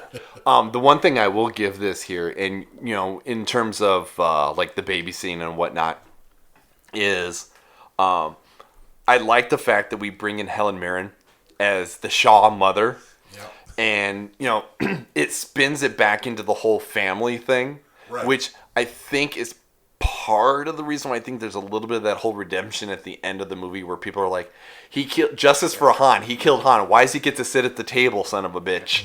I think it's that baby scene. But I think that is the only thing that redeems him, is the way he interacts with the baby. Well, and that's what I'm just thinking is the fact that I think that's per se his justice. Granted, I think, Lucas, would have a little bit of thing to say about it, but it'd be like, hey, he saved my kid. Whereas when I did hear that they cast Helen Mirren in this movie, I immediately thought of the movie Red. Yeah. And I'm like, I want to see freaking Helen Mirren go all balls out, be like, okay, we know we knew that she was the Shaw mom. Right. And I'm like, okay, so not only do we get Deckard coming back here and all this stuff, I'm like, this is going to be, aw. It was such an ill use of, it was a good use of her for what they used her for, and I won't take away from that. But I was waiting for Mom Shaw to start trying to gun people down. She left you wanting more. Yes. Which is why maybe we'll be lucky enough to have her come back again. Right. And do definitely show up, be like, you want to know where they got that from? Watch this shit. Yeah. Maybe in that all-women version. That's right. That you get. That's right. Yeah. Oh, I would be okay with that. Brian, what's your favorite of the Fast and the Furious series? Your favorite movie? See, and therein lies my problem. Yeah. I can't argue that, especially Too Fast, Too Furious is the lesser of some of them, and that's my disappointment actually in that coming into this in it's 2002, 2003, late mid to late 90s. I'm into Singleton for Boys in the Hood, Poetic Justice, Higher Learning, right. And I'm like. I never got around to seeing Baby Boy and whatnot, but it's like, oh, Singleton went and I'm like, I really loved the first one. I'm like, it's not great. Right. I was like, and he did and Singleton did exactly what Singleton always does, and that's like, his villain is somebody he's worked with before, because Cole Hauser was in Higher Learning, and he worked, obviously, with Tyrese and Baby Boy, and I'm like, oh, this is a little rough, but... I think they are exactly what, and that's why for me it's a little bit harder to pick one or the other because they are exactly what they are. They are just popcorn movies. They're just good, fun movies to go see. I'm gonna go see Impenetrable, just Elba Black Superman trying to take out Hobbs and Shaw because they said they were making the movie. I said, "Here's my money." Yeah. Do you have a favorite moment? Like one that sticks out for you, maybe as like the defining moment of this franchise? Well, one? I mean, just in overall, one of the ones that it has to be the send off for Paul Walker at the end of 7. If there's anything to take away from these movies and what they've done for these people on an individual level, is that scene to realize that they went into this franchise basically going, hey, I want to make a fun and action movie and a blah blah blah, and the story is about family, but by the time they got done, it's literally about family. Like, they want to keep making these movies because it's their Adam Sandler movie, if you will. It's them going, I'm going to be able to go on location and make the movies that I get to make because I get to go work with my friends. Right. These are people you would never expect to know each other in real life outside of maybe Tyrese and Ludacris because they're in the music industry kind of thing. But, yeah, it would have to be the send-off for Paul Walker. That shit, especially when you're all those flashback scenes, you're like, fucking son of a bitch. All right, should we wrap this thing up? Yeah, I think so. Do we have any other final thoughts? We're all looking forward to Hobbs and Shaw, right? I have one. It looks crazy. It looks absurd. I saw the latest trailer before Spider-Man, and I'm like, I leaned over to Kayla. I'm like, this looks stupid, but I love it. Exactly. I will give you this. Outside of the Fast and Furious franchise, in terms of movies that you've probably seen, because there's probably a few you haven't seen or whatever, favorite Paul Walker? Pleasantville or Varsity Blues? Joyride. That's a good one. Of course he goes for the fucking horror movie, though. Yeah. I like Joyride. It's a fun one. Varsity Blues is good. And look at that, Joyride. Two people from the Fast and Furious franchise are in that movie. Who's the other one? God damn, I love fucking with you like that. Oh, don't go. Go ahead. No. You can say, but I'm waiting for you to pull it up because you're doing that. I was gonna say, did I miss Steve Zahn in a Fast and the Furious movie? Nope. I'm not gonna guess it if he doesn't come up right. How about you there, Andy? Come on. Is the truck? I'm wrong, but is the truck driver Ted Levine? Yes. Yeah, and he's in at least the first one, right? Yes, he's the cop that he's the cop in charge. Ted Levine, Mr. Buffalo Bill. He doesn't remember Buffalo Bill was in Fast and Furious. I mean, come on, man. I don't. I don't. So, okay, anyway, Paul Walker movie outside of Joy, being that this is the send-off for, Paul Walker and all that, and, this is the last thing he'd been working on. What is your Paul Walker movie outside of this franchise? Joyride. Yeah. I like Varsity Blues, but I think Joyride is the next one. Yeah, Joyride's really good. Yeah. I haven't watched that one in a while. I think Steve Zahn is super underrated, too. I appreciate that you bring up Varsity Blues because there's a lot of those, like, MTV films where you're like, that's just fucking stupid, and so many people who were basically unknown at the time of that, and it's like, oh, it's all about the beak. Yeah, that one's coming up on my 1999 rewatch, so my review will be up hopefully pretty soon. Looks like I beat you to it because that was one of my ones earlier this year. Oh, did you really? Oh yeah, fuck. Well, when it's early and I'm like, I need to have something in the background I've already seen. I'm like, fucking Varsity Blues. All right, so let's wrap this thing up. Brian, I know you enjoyed this episode. Fuck yeah. And you know what I'm thinking? You want another horror episode because No. you're a nerd like that? When we get to Fast and Furious 9, we need to officially rank these movies. Oh. But I think we're going to put his love to the test. We're going to do it much like we did the Tarantino episode. Oh, yeah. Son of a bitch. All right, the first thing we got to plug here going on at Backlot 605, we got to plug, what we got going on. We have a new episode of our horror show, The Killer Countdown, just released 2 days ago when this comes out. It is on found footage. So we count down our 7 favorite found footage films within the horror genre. Chris also has a new article coming out based on the Fast and the Furious franchise. He hasn't really told us. He's kind of kept it hush-hush, so be on the lookout for that. That should be out by the time this episode is out. You can also check out coming soon every Thursday. You can also check out our reviews of Once Upon a Time in Hollywood coming out very soon. I believe Jameson is working on that as we speak. Andy, we got to plug your stuff. Andy, what do you got going on? So I'm still in the midst of my 1999 rewatch, where I'm basically trying to go through 99 of the best films of 1999. You can find all that stuff on my Facebook and Instagram account where I am posting my reviews.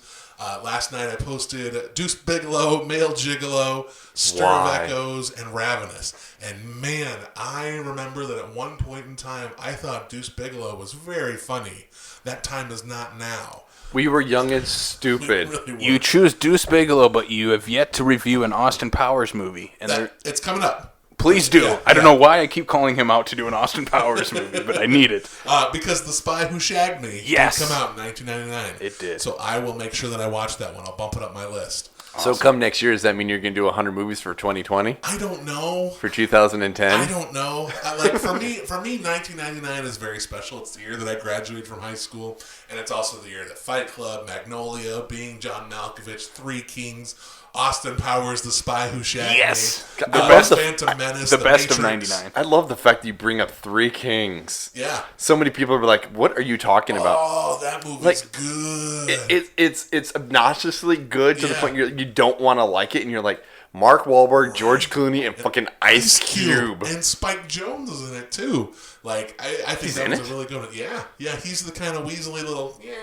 God, I have to rewatch that movie. But yeah, you can find all my movie reviews up on Fat Dude Digs Flicks on Facebook and Instagram. Listen to my podcast, just do a search for Fat Dude Digs Flicks, or go to the YouTube channel and watch my various videos on whatever random topic I decide to do. I think my next video will be an ASMR movie review, where I whisper into the microphone ASMR style. So we'll see how that one goes over. What else do you got going on with Last Stop? Oh, so I recently did...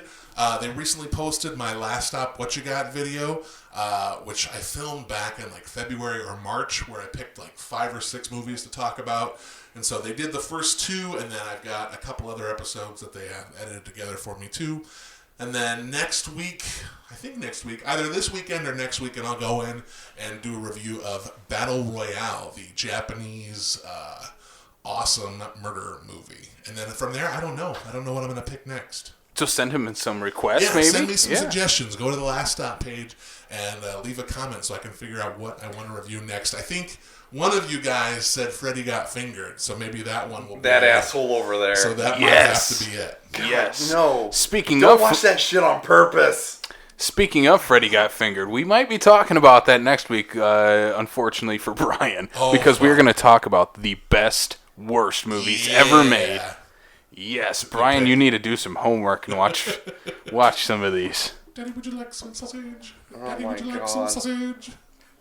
Oh, no. The backwards man, man. Come on, Brian. No. The only reason I'm doing this is so he has to watch Freddy Got Fingered. I will fucking refuse. It's so funny. I am not watching that movie. All right, before we get to that, we need to plug all our stuff. You can find this podcast on Apple Podcasts, Spotify, Stitcher, Google Play, TuneIn, and YouTube. Also, follow us on Facebook, Twitter, and Instagram. You can find Andy on all those sites as well. Also, check out the Sioux Falls Film Community Group. Andy is also a admin on that page. Definitely join the conversation there. Definitely. It's so much fun to talk about movies with anybody and everybody. So join that conversation. Yeah, Blake sparked a little controversy with Once Upon a Time in Hollywood. I don't think he was ready for that. Yeah. Blake is... I like how all of us he's like, wow, this is going a lot more negative than I was expecting. Like, nobody was like flat out like, I hated it. This but everybody's like, well, here... It was good. That's good. Yeah.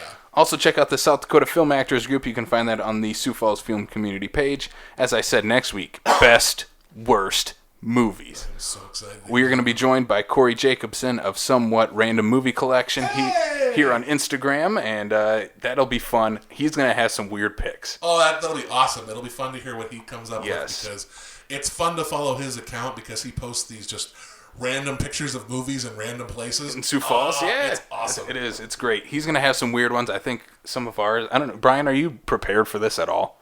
For Best worst movies. Not at all. Is Too Fast, Too Furious going to pop up on it? It better not. He'll throw it on there just for fun. It'll be on there. Fuck you. No, it won't. So that'll be fun. There are many, many worse movies on the entire planet to fill up an hour than even Too Fast, Too Furious.